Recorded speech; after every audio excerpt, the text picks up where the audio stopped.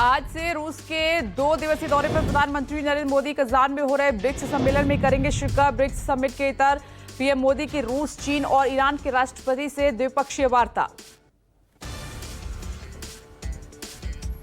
BRICS सम्मेलन से पहले एलएसी पर भारत और चीन के बीच अहम समझौता। सीमा पर पेट्रोलिंग के नए सिस्टम पर सहमत। देपसांग डिमचोक से पीछे हटेंगी सेनाएं, फिर शुरू होगी पेट्रोलिंग। विदेश मंत्री एस जयशंकर ने जताई उम्मीद गलवान जैसे टकराव की नौबत अब नहीं आएगी।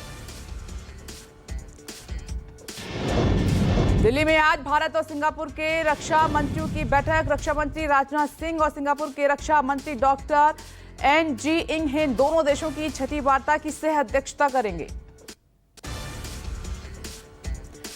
झारखंड विधानसभा चुनाव के लिए कांग्रेस ने सोमवार को 21 प्रत्याशियों की पहली सूची जारी की। पहली लिस्ट में 5 महिलाओं को टिकट मिला है।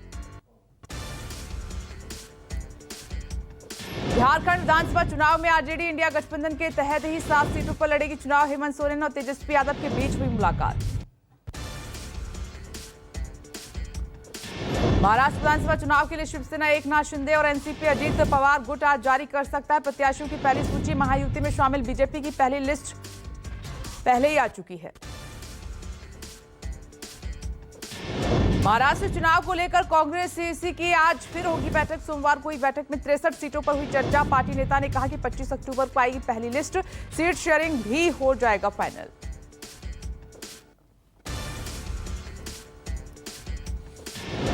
महाराष्ट्र में सीट शेयरिंग पर एमवीए में लगभग सहमति। संजय राउत का बयान, कोई मतभेद रहेगा तो मिलकर लेंगे फैसला। आज हो सकती है एमवीए की प्रेस कॉन्फ्रेंस। आज मथुरा के दौरे पर रहेंगे यूपी सीएम योगी। संघ प्रमुख मोहन भागवत से करेंगे मुलाकात। ब्रज तीर्थ विकास परिषद के प्रस्तावों पर मुख्यमंत्री लगाएंगे मोहर।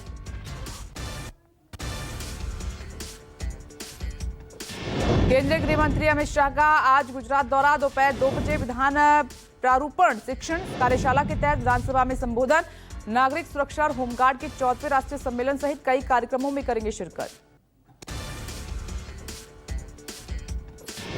बड़ी खबर यह कि यूपी उपचुनाव नहीं लड़ेगी कांग्रेस। सूत्रों से खबर, सभी 10 सीटों पर बिना शर्त के समाजवादी पार्टी को देगी समर्थन। हालांकि अभी तक दोनों पार्टियों की ओर से आधिकारिक ऐलान नहीं किया गया है, लेकिन यूपी कांग्रेस अध्यक्ष अजय राय ने कहा कि यूपी में हम इंडिया गठबंधन के साथ मिलकर लड़ेंगे। बीजेपी को हराना हमारा लक्ष्य है। दिल्ली में आज से ग्रैब 2 लागू। इसके तहत अस्पताल, रेलवे और मेट्रो सेवा को छोड़ बाकी जगहों पर डीजल जनरेटर चलाने पर रोक। सड़कों की साफ सफाई और पानी का छिड़काव किया जाएगा।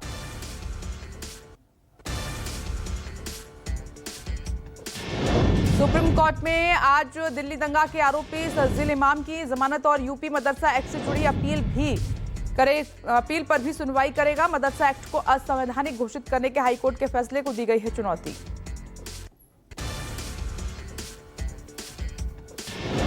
सुप्रीम कोर्ट में मैरिटल रेप मामले पर अहम सुनवाई। उच्चतम न्यायालय पत्नी से जबरन संबंध बनाने को अपराध के दायरे में लाने की याचिका पर करेगा सुनवाई।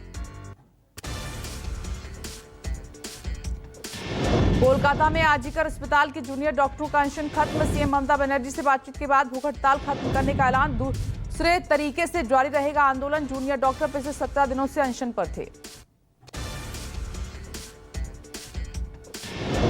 यूपी के बुलंदशहर के सिकंदराबाद में फटा सिलेंडर, 6 की मौत, 8 जख्मी। धमाके में मकान जमींदोज। मलबे में दबे लोगों को निकालने का काम देर रात तक रहा जारी। घर में 18 से 19 लोग थे।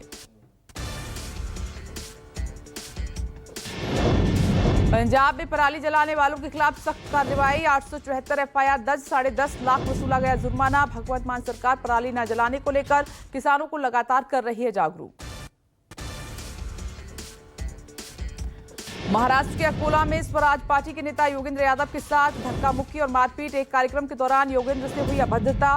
वंचित समाज अघाड़ी के कार्यकर्ताओं पर मारपीट करने का आरोप।